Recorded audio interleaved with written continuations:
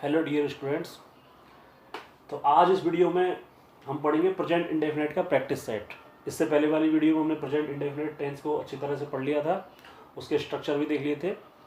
इसमें हम आपके साथ करेंगे प्रैक्टिस सेट करेंगे स्टूडेंट। उसमें हम ज़्यादा प्रैक्टिस नहीं कर पाए थे, ज़्यादा सेंटेंसेस का कंस्ट्रक्शन नहीं कर पाए थे, तो इस वीडियो को स्पेशली मैंने प्रैक्टिस सेट की वजह से बनाया है। सबसे पहले रिवाइज करते हैं, एक बार पुनः चलते हैं वापस। जो आपको चार जो स्ट्रक्चर बताए थे मैंने, वो देखिए वो चार, ये प्रेजेंट इंडेफिनिट के चार स्ट्रक्चर हैं। चार स्ट्रक्चर में पहला कौन सा है? अफर्मेटिव। अफर्मेटिव सेंटेंस कौन से होते हैं? जिसमें कोई काम होता है, ठीक है, जिससे ऐसा वाक्य जिसमें कर्ता द्वारा कोई काम कोई क्रिया की जाती है, ठीक है, वो अपन का अफर्मेटिव सेंटेंस होता है। नेगेटिव में कर्ता द्वारा कोई काम नहीं किया जाता है, वो नेगेटिव हो गया। इंट्रोगेटिव में प्रश्न पूछा जाता है, ठीक है, और इंट्रोगेटिव नेगेटिव में प्रश्न भी पूछा जाता है और नॉट भी लगाया जाता है, मतलब नहीं लगा करके प्रश्न पूछा जाता है, ठीक है। तो सबसे पहले तो स्टूडेंट्स इन चार स्ट्रक्चर पर एक चीज नोट कीजिए आप कि पहला स्ट्रक्चर ऐसा है जिसमें हमने वर्ब से पहले हेल्पिंग वर्ब का यूज नहीं किया है, ठीक है। वर्ब से पहले हेल्पिंग वर्ब का यूज नहीं किया है, सब्जेक्ट के तुरंत बाद हमने वर्ब लगाई है। बाकी जो तीन स्ट्रक्चर है हमारे, इन तीनों में हमने हेल्पिंग वर्ब का यूज किया है, ठीक है। हेल्पिंग वर्ब आपको पता ही है प्रेजेंट इंडेफिनिट की कौन सी होती है? डू और डज।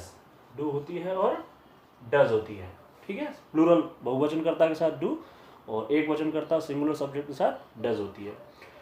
तीन स्ट्रक्चर ऐसे हैं नीचे वाले तीनों जिसमें हेल्पिंग वर्ब यूज हो रही है, लेकिन इनमें पहले वाले में हेल्पिंग वर्ब यूज नहीं होती है। ये सबसे बड़ी इंपॉर्टेंट चीज है प्रेजेंट इंडेफिनिट टेंस को लेकर। इसके अलावा आपका जो कॉन्टिन्यूस चलेगा प्रेजेंट का परफेक्ट चलेगा, परफेक्ट कंटिन्यूस चलेगा, उनमें ये कोई समस्या नहीं है। चार स्ट्रक्चर होंगे, चारों में ही आपके हेल्पिंग वर्ब यूज होगी। लेकिन यहाँ स्टूडेंट्स आपको थोड़ा सा ध्यान देना है, इस पर स्पेशली ध्यान देना है। प्रेजेंट इंडेफिनिट के अफर्मेटिव सेंटेंसेस में डू और डज हेल्पिंग वर्ब का यूज नहीं किया जाता है।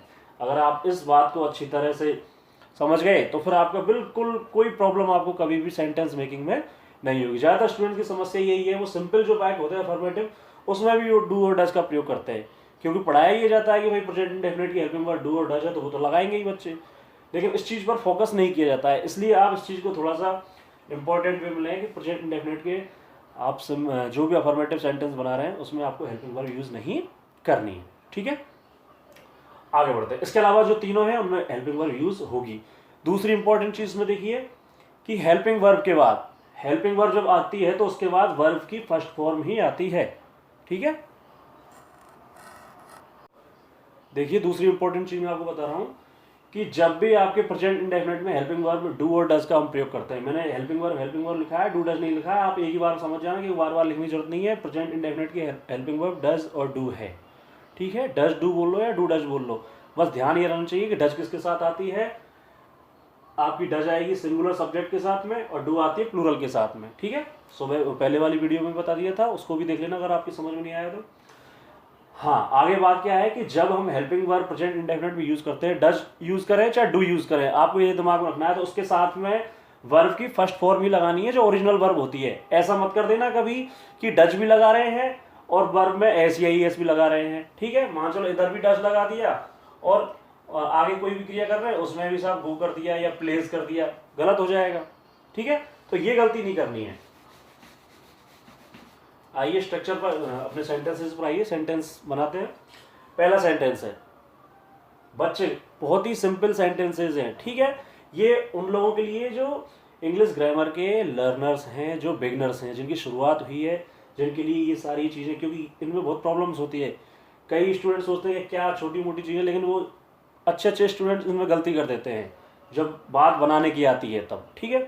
और आपको एक बात बताऊं कि आजकल ऐसा कोई एग्जाम में नहीं आता है कि हिंदी के वाक्य आते हैं उनकी अंग्रेजी बनाने को कहीं नहीं आती है, ठीक है, वो बात सही है। लेकिन हमारा पूरा जो पेपर होता है ना, खास करके स्कूल स्टूडेंट्स की बात कर रहा हूँ, वो पूरा टेंस पर ही आधारित होता है, ठीक है। हम हिंदी में ही पले बड़े हैं, ठीक है, तो हमारे दिमाग में जो भी सोच आती है, जो भी थिंकिंग आती है, सबसे पहले हिंदी में ही आती है, ठीक है। तो क्यों ना हम हिंदी में सोच करके उसकी अंग्रेजी ट्रांसलेट करें, इसमें दिक्कत क्या है? ग्रामर ट्रांसलेशन मेथड का प्रयोग क्यों नहीं करें हम, ठीक है। तो वो भी बहुत इंपॉर्टेंट चीज़ है। ऐसा नहीं है कि हमारा घर का पूरा ही वातावरण अंग्रेजों का, हम इंग्लैंड में पैदा नहीं हुए कि इंग्लिश में ही सोचेंगे और इंग्लिश में सब काम करेंगे, ठीक है। हिंदी की भी हेल्प लेना ज़रूरी है, ठीक है। यहाँ कोई कंपटीशन लेवल की बात नहीं आ रही कि छोटी मोटी गलतियों का कोई नहीं पूछ रहा है, ठीक है। यहाँ आपको मन में मान के चलो किसी चीज़ के ऊपर आपको पैराग्राफ आया एग्जाम में, महात्मा गांधी के ऊपर आया या किसी भी चीज़ के ऊपर आया, कोई स्टोरी आई, अरे तो मन में उसको थोड़ा बहुत सोचो, ठीक है। उसके बाद जब हमारे पास स्ट्रक्चर होते हैं तो उसका ट्रांसलेशन कर देते हैं, तो ईजी बात है। तो उसके लिए सबसे इंपॉर्टेंट चीज़ है तो हमको स्ट्रक्चर याद होना चाहिए और हेल्पिंग वर्ब याद होनी चाहिए, बस। हेल्पिंग वर्ब याद हो गई, उसके साथ कैसी मेन वर्ब लगेगी, जब ये क्लियर हो गया अपने दिमाग में तो हमारा टेंस कंप्लीट है, सेंटेंस हम बना सकते हैं और एग्जाम में हम आंसर लिखने के लिए बिल्कुल प्रिपेयर हो जाते हैं, तैयार हो जाते हैं, ठीक है। आगे बढ़िए।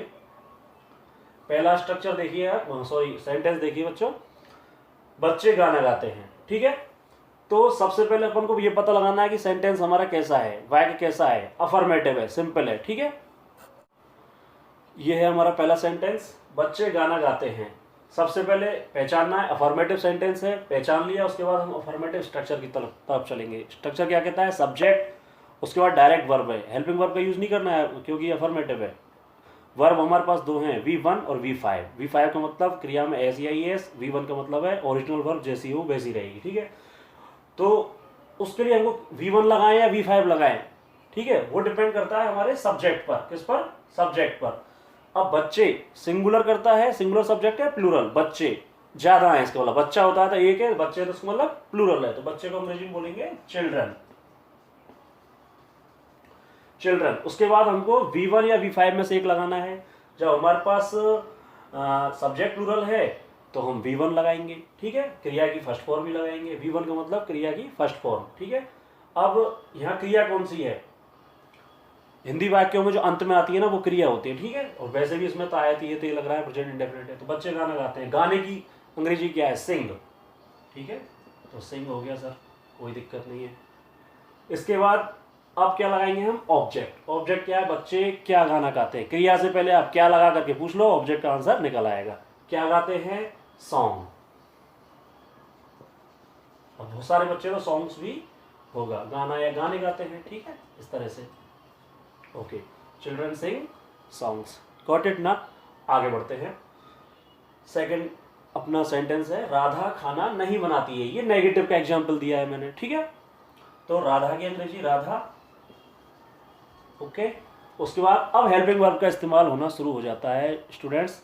यहां से हेल्पिंग वर्ब का काम, डू डज का काम होता है सेकंड स्टेप से, नेगेटिव वाक्यों से। नेगेटिव और इंट्रोगेटिव में ही डू डज का प्रयोग करते हैं, इसके अलावा किसी भी वाक्य में बचता ही कितना है, एक ही वाक्य बचता है बस, ठीक है। अफर्मेटिव में नहीं करते हैं, बाकी नेगेटिव इंट्रोगेटिव में हम डू डज का प्रयोग करेंगे, ठीक है।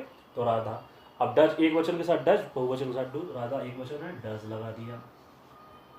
फिर नॉट भी लगाएंगे, ठीक है, नेगेटिव है तो नॉट लगाना चाहिए। नॉट हमेशा हेल्पिंग वर्ब के बाद लगता है, ये ध्यान रखना। ऐसे मत सोचना कि मेन वर्ब से पहले लगता है, गलती कर जाओगे, हेल्पिंग वर्ब के बाद लगता है, ये ध्यान रखना, ठीक है। Does not. अब बात आती है कि मेन वर्ब, अब वर्ब की फर्स्ट फॉर्म ही आएगी। अब V5 का काम खत्म हो जाता है। V5 का काम रहता है केवल अपने अफर्मेटिव सेंटेंसेस तक, ठीक है। उसके बाद V1 ही चलती है वर्ब की फर्स्ट फॉर्म में, क्योंकि एस ES का काम डू और डज में रहता है। डज में ऑलरेडी एस ES लगा हुआ है, तो यहाँ मेन जो वर्ब है वो फर्स्ट फॉर्म रहेगी। बनाने की मेक भी होती है और कुक भी होती है, खाना पकाने की कुक होती है, अपन कुक करते हैं, डज नॉट कुक। और क्या नहीं पकाती है, फूड, खाना नहीं पकाती है, ठीक है, नहीं बनाती है, ऑब्जेक्ट हो गया अपना, ओके। अगला सेंटेंस देखिए, क्या आप वीडियो बनाते हैं, ठीक है, क्या आप वीडियो बनाते हो। स्टूडेंट्स गौर कीजिए सेंटेंस पर, ये इंट्रोगेटिव तो है, लेकिन अब इसकी शुरुआत मैंने आपको सुबह ही बताया था, पहले वाली वीडियो में बताया था कि ये सेंटेंस हम WH वर्ड से शुरू करें या सीधा हेल्पिंग वर्ब से। देखिए स्टूडेंट, जो सेंटेंस केवल हाँ और ना का उत्तर पूछते हैं वो हेल्पिंग वर्ब से ही शुरू होंगे, ठीक है। और जो प्रश्न आपका हाँ ना की बजाय पूरा ही आंसर निकालवाना चाहते हैं, वहां फिर WH फैमिली में से कोई सा वर्ड लेते हैं, ठीक है। क्या आप वीडियो बनाते हैं, जो जिससे भी पूछेंगे, मेरे से पूछोगे मैं ये कहूँगा हाँ यस, या फिर नहीं बनाता हूँ तो नो, इससे ज़्यादा मैं कुछ नहीं कहूँगा, ठीक है। क्योंकि आपने पूछा ही इतना है, क्या आप वीडियो बनाते हैं किसी से भी, क्या आप खाना खाते हैं, क्या आप घूमने जाते हैं, ठीक है, क्या आप सुबह पढ़ते हो, क्या आप मॉर्निंग वॉक के लिए जाते हो। सामने वाला यस बोलेगा या नो बोलेगा, ठीक है। तो इसमें भी यस नो का आंसर है, इसलिए हम हेल्पिंग वर्ब से ही शुरू करेंगे। तो हेल्पिंग वर्ब क्या है हमारी, डू और डज। अब आपको डू लगाना है, डज आपको देखना है सब्जेक्ट क्या है इसमें, आप बहुवचन में है, ठीक है, तो डू लगाएंगे, डू यू। उसके बाद हमारा वर्ब की फर्स्ट फॉर्म आ जाएगी। फर्स्ट फॉर्म क्या है, बनाते हैं, मेक। डू यू मेक, क्या बनाते हैं, videos. Do you make videos, ये हो गया, वेरी इजी, कोई प्रॉब्लम ही नहीं है। बस अपन क्या है कि घबराते हैं थोड़ा सा, ये सोचते हैं पता नहीं कितना कठिन काम है। अरे एक बार थोड़ा सा कंसंट्रेट होकर जब देखते हैं ना और समझते हैं, प्रैक्टिस जरूरी है, ठीक है, इसलिए मैं आपको प्रैक्टिस करवा रहा हूँ। आप एक बार नहीं 10 बार 50 बार सारे सेंटेंस बना के देखिए, और जैसे जैसे आप सेंटेंस बनाएंगे, मैं ये कह रहा हूँ आपका जो है IQ लेवल बढ़ेगा, आपके अंदर क्रिएटिविटी बढ़ेगी। स्टूडेंट्स ये ध्यान रख लेना, ये बहुत इंपॉर्टेंट चीज़ है।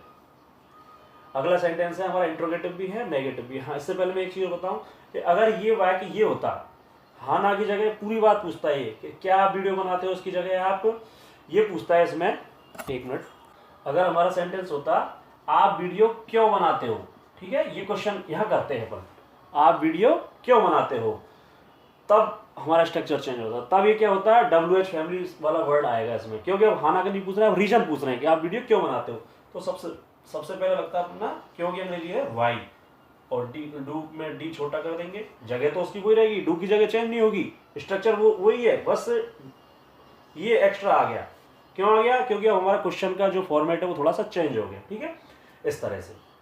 अगला सेंटेंस देखिए, वे बाजार क्यों नहीं जाते हैं, ठीक है, वे बाजार क्यों नहीं जाते हैं, इंट्रोगेटिव भी है और नेगेटिव भी है, और हाँ नहीं पूछा है, केवल डायरेक्ट पूरा जो है आंसर निकलवाने की कोशिश की जा रही है, क्यों नहीं जाते हैं, रीजन पूछ रहे हैं।